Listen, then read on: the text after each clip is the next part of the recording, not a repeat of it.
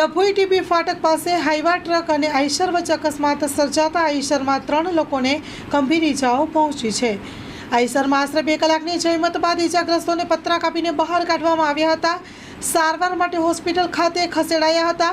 જાણવા મળતી વિગતો અનુસાર ગત રાત્રિના રોજ ડભોઈ બોડેલી રોડ પર આવેલી ટીબી ફાટક પાસે આઈસર નંબરમાં દિવેલા ભરીને મહેસાણા તરફ જઈ રહ્યા હતા। તે દરમિયાન હાઈવા ટ્રક સાથે ધડાકાભેર સામસામે અકસ્માત સર્જાયો હતો।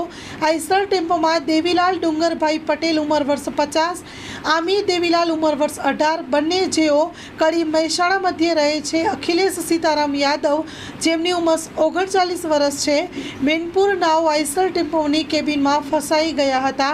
આ ત્રણેય જણોને કેબિનમાં પતરા કાપીને 2 કલાકની જહેમત બાદ બહાર કાઢવામાં આવ્યા હતા।